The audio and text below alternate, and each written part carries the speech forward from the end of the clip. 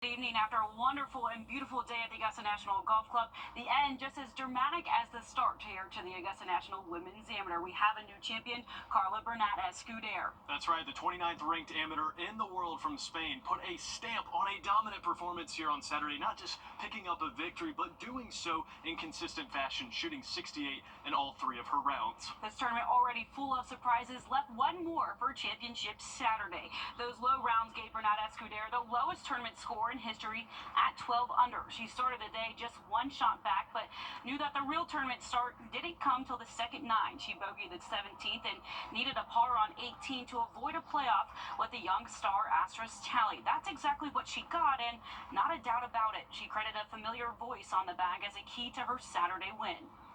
I'm really hard to deal sometimes in the golf course with, right? I get nervous and I'm like,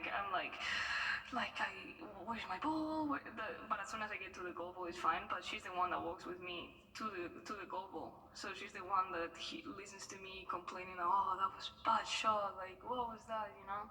So, yeah, she does a really good job listening to me and kind of reassuring me all the time. So without that, I don't think I could have won.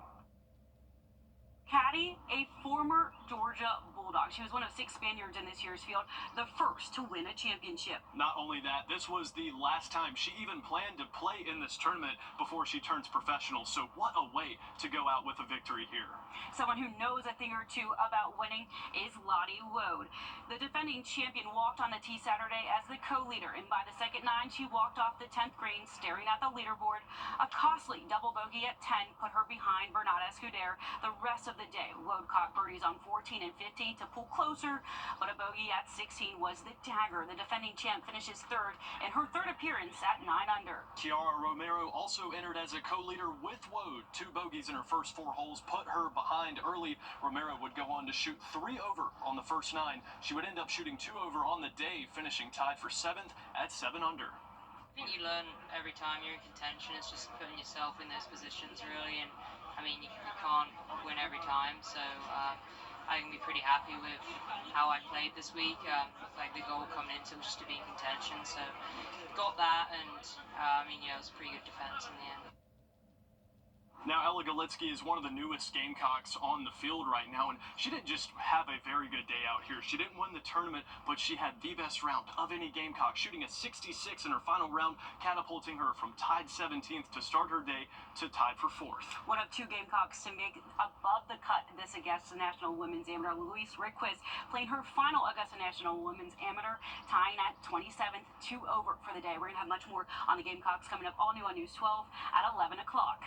Joe, Alyssa, thank you both. It's a great week as golf comes to a close, but we're just getting started. Alyssa and Joe will be out at Augusta National Golf Club the whole week as Masters Week is right around the corner. Thanks, guys.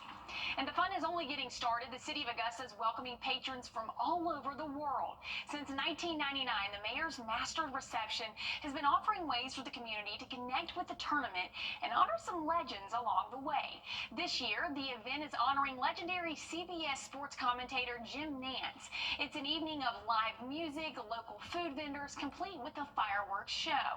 You can catch it happening now at the Augusta Common. And mark your calendars for Monday night at 7:30, where News 12 tees off to the Masters. Viewer Alyssa Lyons and Joseph Doring will host this special Getting Ready for You All Things Tournament Week. You can catch it right here on channels 12 and 26. And we now know the identity of the person killed after being hit by a train Wednesday morning in Burnett Town. The Aiken County Coroner's Office says it's 31-year-old Alyssa Brown. She was hit at 3:25 that morning, and the Coroner's Office says Brown died from her injuries at Wellstar Friday afternoon. According to officials from Norfolk Southern who were operating the train, no one was hurt on the train from their end. And the Orangeburg County Sheriff's Office is asking for your help in finding a missing and endangered man. 78-year-old Jacob Lee Brown was reported missing from his home this morning. According to deputies, he's wearing a blue shirt with khaki pants and is 5'8", weighing around 145 pounds. If you have any information, call the number on your screen. And self-care is one way to keep stress levels down. But some people may not know where to start. And young ladies over at the Henry Brigham Community Center were able to learn the process and more this afternoon through the All About Me event. This is an event helping ladies ages 8 years old to 18 get and learn skills to care for themselves. The organizers say the event is better to teach young girls while they're younger. We're dealing with these things on a daily basis.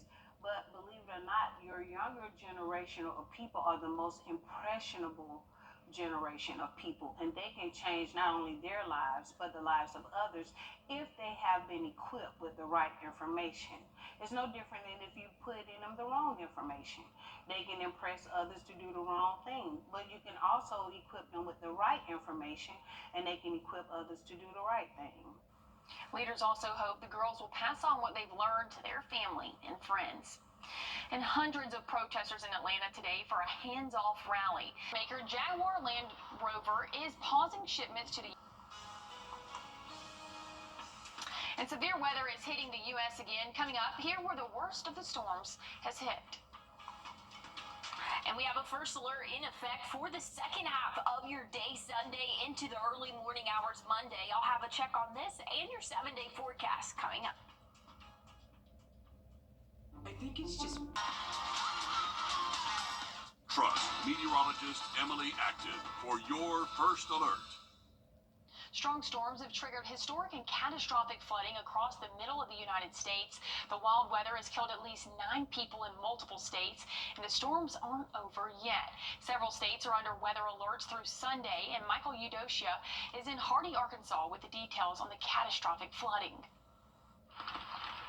A series of strong storms triggering historic flooding across the central U.S. This in Hardy, Arkansas, a small town in the northern part of the state just below the Missouri state line, where water from the Spring River has swarmed the area. We're just getting a lot of water right now. This affects a lot of people. This has changed a lot of people's lives. Many homes surrounded by water. In some structures, all you can see are the roofs. The Spring River, which flows through Hardy, Arkansas, is supposed to be between the trees on those banks and these trees. As you can see, though, the water's flooding out over the banks, taking over this entire park. You can see debris throughout, buildings with water right up to the roofs. The water also overtaking nearby train tracks, a historic flooding event for this town. The rushing water has made it tricky for emergency crews to rescue people stranded. We got to the point where it was too dangerous to put a boat in the river. Further south in Lake City, Arkansas, a tornado causing catastrophic damage, cars mangled in trees, and many homes destroyed. So it was like we couldn't do anything. We had to leave it behind, and we're just like, we're trying, and today hopefully we can get, if not all of it done, the actual things that we need. You know, hopefully it's salvageable. More extreme weather is on the way. Millions of people from northern Texas up to Pennsylvania could see excessive rainfall and severe storms through Sunday. In Hardy, Arkansas, I'm Michael Yoshida. Now, Emily, we aren't expecting the weather to be this bad here, but there is a first alert in effect Sunday night and Monday morning, right? Yeah, definitely so, and nowhere near what they are seeing over in the Midwest right now. That is catastrophic damage. It is going to, and that has actually already passed. We've just had several systems move through, and the next one is actually happening right now over places like Arkansas, Tennessee. It's going to move into Georgia, and that's why we have that first alert in effect, but the severe risk is going to be much lower than what they are seeing to places to our west. So again, a lower severe weather risk there, but we still have that risk. So that's why we have that first alert. Want to keep you guys updated. A strong to severe thunderstorm or two, maybe an isolated tornado flooding though, seems to be our biggest concern as we go throughout the early morning hours Monday for us. So this is going to be an overnight event for us. Unfortunately, I know a lot of people just, man, the overnight ones are definitely hard because a lot of people are asleep. sleep and then they can't sleep. But here's timed out for you guys. So here's tomorrow around 3 p.m. I'm going to be moving through Atlanta, and then it's going to continue to move eastward, but we can just kind of see here around 9 p.m. it's just going to kind of track a little bit off to our north and then start to move down. Once we get into our early Monday morning, we can expect to see that rainfall start to shift a little bit more east and south, and that's going to last throughout at least the first half of the day Monday, if not even into the afternoon hours. So that's why that flooding is going to be a concern there. But let's just time it out a little bit closer for you. We could still see a thunderstorm or two for our more northern and western counties come Sunday, but it looks like that heavier rain and those thunderstorms will really start to move in for your Monday morning for us here, at least in the central and southern part of the CSRA. And so heavy rainfall expected, and it's really just not moving. So for several hours, we'll be getting some consistent heavy rainfall for our area. Going to be completely out of here, though, by your Tuesday. So that's some good news. But rainfall totals looking anywhere from 3.5, 4 inches to only about 1.5 inches in some spots. So again, our more southern counties and eastern, closer to the coast,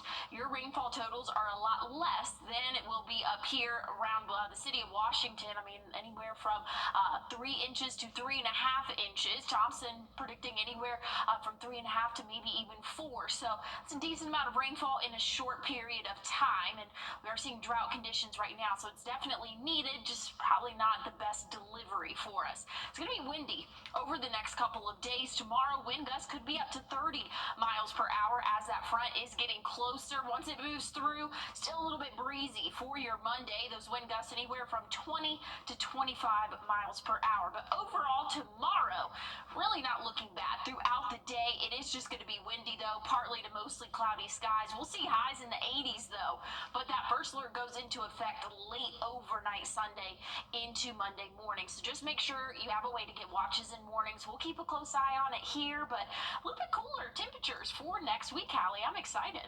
Me too. Thanks, Em. More than 6 months after Hurricane Helene swept through western North Carolina, help continues to pour in. North Carolina home builder True Homes and Lowe's started construction on 20 temporary tiny homes. Over the next few weeks, volunteers will be building these tiny homes on wheels. They'll eventually go out to families in rural western North Carolina whose homes were destroyed, allowing families to stay on their land while they rebuild their homes. We've heard the stories of how people have been so dramatically impacted. Just to have a place to bring families back together, to, when you go to work, to be able to come back and to have a safe place to lay your head and rest at night. And organizers say they intend for families to stay in the homes 6 months to a year, and they're also coming at no cost to these families. Most people might not think much about. Introducing the First Alert Radar Network. With up to 10 times the resolution of other local radars and technology that can pinpoint right down to your street. First just got faster. Maternal death rates in the United States continue to be worst of any high-income nation as policymakers and healthcare providers seek ways to address the country's maternal mortality crisis. Through research, one potential tool shows ways to have a positive effect on the health of the mother and child. Michael Yodishta reports on how these trained non-medical caregivers could help improve birth outcomes across the nation. I just want you to start taking big, deep breaths. Mom of 2, Caitlin Wozniak's appeared to like poof is known as the Fit Doula. The role of a doula is to enhance the experience for everyone. Somebody who is there and holds space and allows you to feel not alone. Doulas are trained in childbirth, but they aren't medical, so they don't replace your OBGYN or midwife. Providing physical, emotional, and educational support throughout and after a pregnancy, doulas can play a valuable role in a birth team. That can include creating a birth plan, attending appointments, breath work during labor, and more. One person who sees the emotional challenges and understands your personality and communication styles and how to deliver information to someone in an appropriate way in an already challenging and stressful environment is really paramount. Lily Scott worked with Caitlin during her hospital and home births. I couldn't always advocate for myself, and so she was able to know my birth plan and know what was really important to me and keep a watch for me. Research shows this type of support can lead to shorter labors, decreased C-section rates, improved birth satisfaction, and mental health. That's why some say doula care could be a key tool to help address the maternal health crisis in the United States. In 2022, compared to other high-income countries analyzed, the U.S. maternal death rate was more than double, sometimes even triple, according to a Commonwealth Fund report published last year. For Black women in the U.S., the rate was even higher. The families that we serve are moderate to high risk when it comes to health and social factors. DC-based nonprofit Mamatoto Village works to improve pregnancy outcomes for Black women. That includes offering doula care. Y'all the first babies of the new year. You like, oh my God. Something Tiara Foster and Cavaness Braxton relied on. Being a first-time parent is a lot, so like any question that you could think of. Calling every day, texting every day. You okay? How do you feel? But data shows cost can often be a barrier to accessing this support. Advocates say Medicaid, which covers about 40% of births in the U.S., could help. In recent years, a number of states have started offering Medicaid reimbursements for doula care. Yay! One step towards improving outcomes for all. We need the whole ecosystem. We need midwives. We need doulas. We need OBs. Being rallied around by other women and moms is a key player in improving birth outcomes. In Washington, I'm Michael Yoshida reporting. Okay. The Signature Light Show will air tonight on WAGT at 7:30. Well, we have a first alert in effect for the second half of your Sunday, leading into the early morning hours Monday. Make sure you have a way to get watches and warnings. The majority of your day tomorrow, though, is going to be a nice one. We will be a little bit breezy, highs in the upper 80s, but a big cool down for us expected as we go throughout the week next week. Well, hey, stick around. More news, weather, and sports coming up all new tonight on News 12 at 11 o'clock. We'll see you soon.